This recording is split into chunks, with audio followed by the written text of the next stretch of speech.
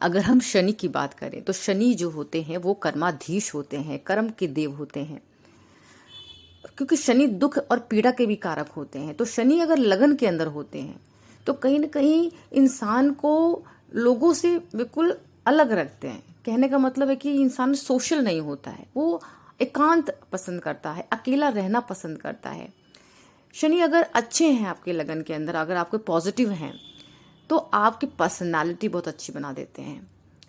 Health में थोड़ी problem होती ही है, लेकिन अगर आप अपने हेल्थ का ध्यान रखें, अगर आप योगा करें, तो आपकी हेल्थ के साथ साथ आपकी पर्सनालिटी बहुत अच्छी रहती है यहाँ पर। अगर हम सेकंड हाउस की बात करते हैं, सेकंड हाउस में शनि अगर होते हैं तो आपको धन देते हैं। देखो शनि जहाँ जिस हाउस में रहते हैं, देखो ऋषि पराशर जी ने क्या कहा है कि शनि जो जिस हाउस में रहते हैं उस हाउस की वृद्धि करते हैं। तो शनि अगर आपके सेकंड हाउस में है तो, क्योंकि सेकंड हाउस क्या होता है, धन का होता है, तो धन की वृद्धि करते हैं। आपको पैसा मिलता ही मिलता है अगर सेकंड हाउस में शनि होते हैं। अगर शनि राहु के साथ हैं तो आपको क्या करना है, आपको अपने कुटुंब से, आपके फैमिली से आपको दूर जाकर काम करना चाहिए। तो आपको धन की प्राप्ति अच्छी होती है, बहुत बढ़िया होती है। अगर वही शनि और मंगल आपके सेकंड हाउस में हुए तो आपको टेक्नोलॉजी के अंदर, कंप्यूटर फील्ड के अंदर, आपको इंजीनियरिंग फील्ड के अंदर, आपको रियल एस्टेट के अंदर काम करना चाहिए। जब आप इसमें काम करते हो, आप फिजियोथेरेपी का काम कर सकते हो। जब आप इस फील्ड में काम करते हो, अच्छा धन कमाते हो आप इस काम को करने से। शनि जिस भाव में होते हैं उस भाव के अंदर जो रिलेशंस होते हैं आपको उससे सेपरेट कर देते हैं। तो आपको कुटुंब, अगर आपके सेकंड हाउस में है तो कुटुंब से आपको दूर कर देते हैं। वहीं अगर आपके फोर्थ हाउस में है तो माँ से सेपरेट कर देते हैं। पंचम भाव के अंदर आपको संतान से सेपरेट कर देते हैं।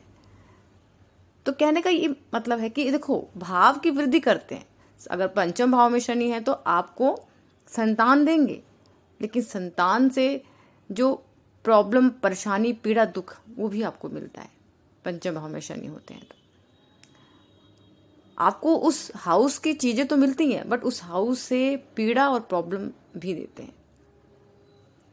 थर्ड हाउस में अगर शनि होते हैं तो आपको पराक्रम, हिम्मत, संघर्ष देते हैं। आपको संघर्ष बहुत देते हैं। देखो अगर जो थर्ड हाउस के अंदर अगर शुभ ग्रह हों तो आपकी जो संघर्ष होता है आपका वो कम कर देते हैं। आपको प्राप्तियां जो होती है वो इजीली मिल जाती हैं। कोई भी आपकी जो भी इच्छा है वो इजीली पूरी हो जाती है। लेकिन वहीं अगर पापी ग्रह हो, शनि हो, राहु हो, तो आपकी जो प्राप्तियां होती है बहुत ही संघर्ष के साथ आपको मिलती है। आपको बहुत संघर्ष करना पड़ता है।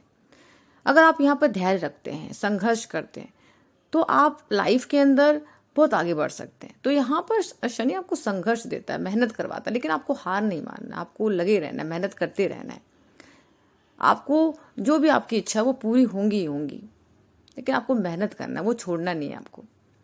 फोर्थ हाउस में शनि होता है, सुख का भाव है, तो कहीं ना कहीं आपको अच्छा सुख, देखो मन की शांति की थोड़ी प्रॉब्लम होती है कि इंसान को सुख नहीं मिल पाता, मन का सुख नहीं मिलता। हमेशा इंसान को एक पीड़ा जरूर रहती है। शनि अगर फोर्थ हाउस में कोई ना कोई एक दुख मन का वो अंदर लिए रहता है हमेशा। अगर फोर्थ हाउस में शनि होते हैं तो आपको प्रॉपर्टी देते हैं, आपको जमीन ज़्यादा, सब कुछ देते हैं, लेकिन कहीं ना कहीं एक कमी का एहसास जो होता है वो रहता है आपको अंदर से। अगर शनि की दृष्टियों के बारे में बात करें तो शनि की 3 दृष्टियां होती हैं, तीसरी, 7वीं और 10वीं दृष्टि। जो तीसरी और 10वीं दृष्टि होती है बहुत ही स्पेशल दृष्टि होती है इनकी। 10वीं दृष्टि जो होती है वो कार्मिक दृष्टि होती है। अगर देखो एग्जाम्पल देके मैं आपको बताती हूँ कि अगर शनि लगन में है, जो जो उनकी 10वीं दृष्टि होती है तो वो कहाँ पड़ती है, कर्म भाव पे पड़ती है। तो अगर व्यक्ति का कर्म खराब हो जाए तो आप जो 10वीं दृष्टि है, क्योंकि कर्म का भाव होता है वहां पर, क्योंकि कर्म के स्थान पे पड़ती है, तो वो काम खराब हो जाता है। आपको अपने काम के अंदर प्रॉब्लम्स, परेशानियां वो शुरू हो जाती हैं। मंगल की, शनि की स्पेशल दृष्टियां होती हैं। शनि की तीसरी और 10वीं दृष्टि और मंगल की अगर बात करें तो मंगल की चौथी और सातवीं आठवीं ये दृष्टि होती है। तो दृष्टि को नहीं भूलना चाहिए। जब भी आप शनि के बारे में स्टडी करें तो उनकी दृष्टियां जो हैं वो नहीं भूलना चाहिए कि जो शनि की दृष्टि कौन से भाव पे पड़ रही है और वो भाव का जो रिजल्ट है वो कैसे मिलेंगे। शनि जो है वो मेहनत बहुत करवाते हैं, संघर्ष बहुत करवाते हैं। आपको चीज़ें मिलती हैं लेकिन बहुत संघर्ष और मेहनत के साथ, बहुत धैर्य के साथ। अगर हम सप्तम भाव की बात करें, 7th हाउस की बात करें, देखो 7th हाउस में क्या, क्योंकि ये पत्नी का घर होता है, आपके पार्टनर का घर। कहने का मतलब है कि अगर मेल की कुंडली है तो ये पत्नी का भाव है, अगर फीमेल की कुंडली है तो ये पति का भाव, तो ये पार्टनर का घर होता है। तो पार्टनर से सेपरेट कर देते हैं शनि अगर सप्तम भाव में हुए तो। और पत्नी तो आपको देते ही हैं, लेकिन पत्नी के जो आपके पार्टनर के साथ प्रॉब्लम, परेशानी, लड़ाई झगड़े, वो दिक्कत थोड़ा दे देते हैं इसमें। तो धैर्य रखना, थोड़ा मेहनत करना, हार्डवर्क करना अपने रिलेशंस को लेकर के, ये बहुत ज़रूरी है। और अष्टम भाव के शनि जो होते हैं वो आपकी आयु को बढ़ा देते हैं, क्योंकि 8वां घर जो है वो पीड़ा, प्रॉब्लम, परेशानियों का है।